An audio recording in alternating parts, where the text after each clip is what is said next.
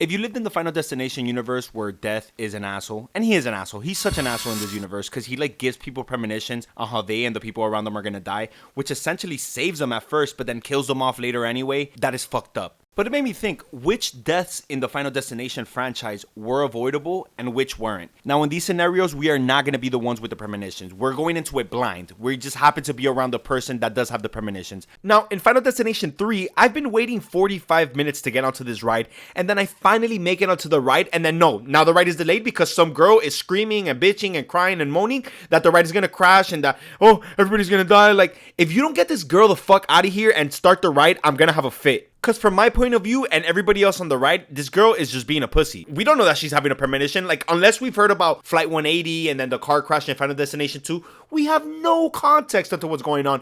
To us, she's just fucking being annoying. And also, I like to people watch, so I would have noticed that this bitch has been panicking since before we even got into the ride. So I would have just been like, please get this bitch out of here. And then I would have stayed, and then I would have died. So like I said, unless you knew about Flight 180 and then the car crash in Final Destination 2, this one is unavoidable. Some time passes by and these girls go to get a tan, and they're waiting for the store clerk to finish talking on the phone so that they could go and get checked into a room and go get a tan. But he's like taking forever, so they're like, yo, we know exactly what to do. We've been here 1,000 times, so we're just gonna go inside, okay? And then he's like, yeah, fine, that's fine, whatever. But by the way, no drinks allowed inside the room, so throw that shit out. And then the blonde girl's like, yeah, of course, yeah, I'll throw it right now. And she doesn't, of course. Then they get naked to get inside the tanning bed, so I have to zoom in now because the movie does show titties, and I cannot show that here on YouTube.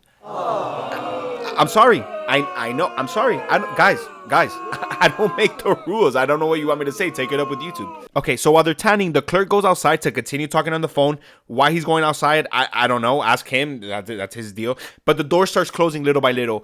At the same time, that same cup that the clerk told them not to bring in starts to condensate. That same cup that the clerk told them not to bring into the tanning room starts to condensate, and then it starts dripping onto the electric box that's controlling how hot the tanning beds get. So inevitably, the tanning beds get hotter and hotter, and then it gets to a point that they're like, okay, this is kind of fucking insane. It's like, this is way too hot, right? But when they try to get out, a plank falls in between the tanning beds, and it locks them in so they can't get out. At the same time, the clerk gets locked out outside, so he can't even go inside and help them, and then they burn alive. Like, they burn to death. The main reason they died is because that blonde bitch brought that drink inside the room, which the clerk told her, don't fucking bring that shit inside. And she didn't listen. Even her friend is like, yo, I don't think you should bring it in. And she was like, whatever. And then her friend is like, oh, okay, I guess. And it was also terrible customer service by that store clerk. And I get that you didn't know that you were going to be locked out and that these stupid bitches were going to get burned alive because they didn't follow the rules.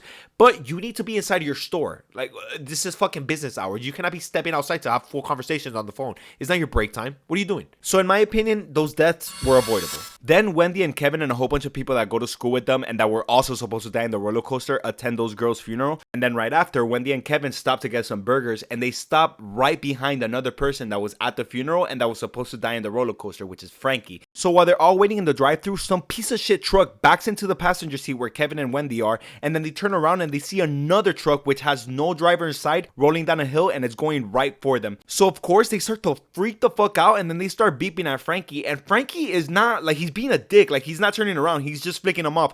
First of all, did you not hear the truck back into the car? Like, are you deaf? And then also, if they're beeping at you with urgency, have the courtesy to turn around for 1 fucking second. And then of course he doesn't. So then Wendy and Kevin escape the car, and then the truck hits the back of Kevin's car, and then the motor goes to where Frankie's head is, and it just like, it turns it into mush. And this is Frankie's fault. Like, first of all, be aware of your surroundings. Are you dumb? And then also, don't be an asshole. Like, if he would have just turned around and see, oh shit, there's a truck coming for us, he could have moved, and then Kevin and Wendy would have moved, and then Kevin's car could have been saved, and his head could have been, his stupid bitch ass head could have been saved. So yeah, in my opinion, this death was completely avoidable. Then Wendy and Kevin goes to where Lewis is working out, and they're like, yo, Lewis, Death is trying to kill all of us. And then Lewis is like, bro, I'm trying to make it to the NFL. What the fuck are you guys talking about? Shut the fuck up. Like, nobody's gonna kill me. I cannot die. I'm that guy. And he is being an asshole, but I know for a fact that he has no idea what happened in Flight 180 and what happened in Final Destination 2 with the car crash and like all the people dying afterwards. He's not worried about none of that shit. He's like trying to make it to the NFL, so I get it. Like I get why he's like, what the fuck are you guys talking about? But as he's working out and like talking shit to them, everybody's like slamming the weights on the floor, and he's slamming the weights on the floor, and then the swords above his head go down and like almost decapitate him, and then he's like, oh shit, ooh, that was a close one. But I told you guys, I'm that fucking guy. Fuck that shit. I cannot die.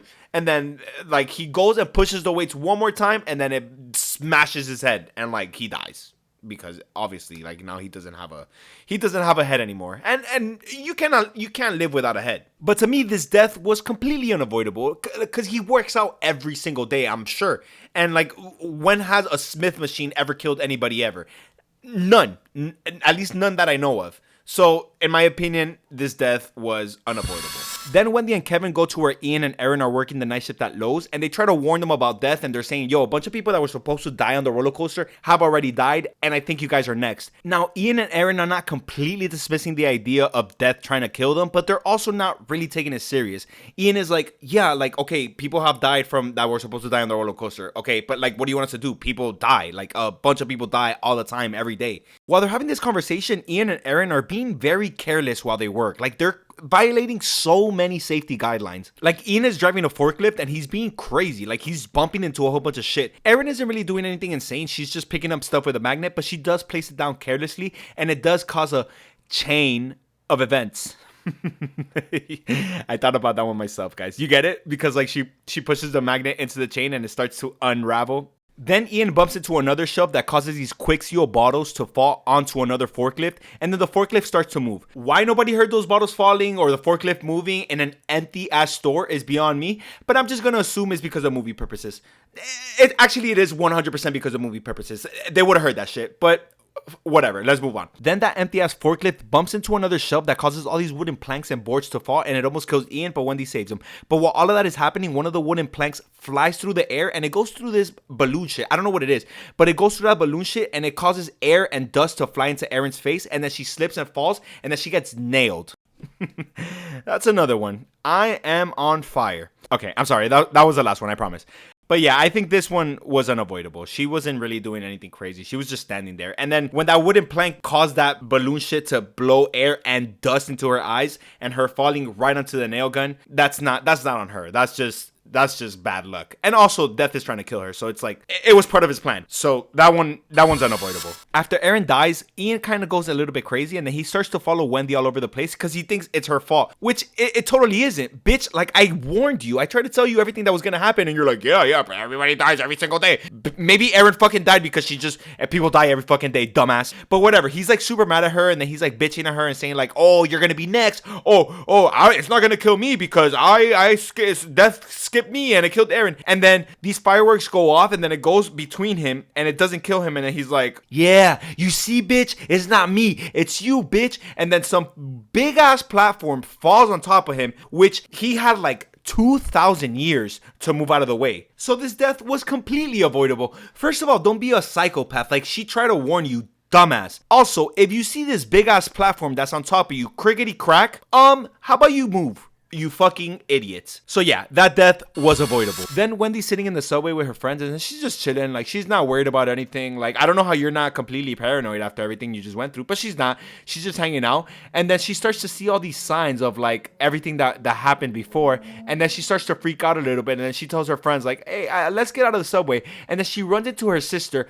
And then when she runs into her sister, she completely forgets about everything that just happened, everything that she just saw, and all the signs that she just saw. And then she doesn't freak out anymore and starts a whole conversation with her sister. Then she runs into Kevin, and then that's when she starts to freak the fuck out. But by that time, it's too late, and they all die. Now, Wendy, her sister, and her friend's deaths were avoidable because they were about to walk out of the train. And if Wendy would have ran into her sister and said like, yo, something's going on with the train, we should get out, she would have listened because she already knew about everything that already happened. So they could have all left and survived. So those were avoidable. Kevin, on the other hand, he would have been fucked either way because he didn't know that Wendy was on the train and he didn't see her about to walk out. So he would have died either way. Like, he was going to be on the train and it was going to crash with him inside regardless. So his death was unavoidable. And that's how the movie ends. They all die. So yeah, thank you guys so much for watching. I appreciate it so much. If you enjoyed the video, please give a like and subscribe if you haven't. Have a good night, good time, good life.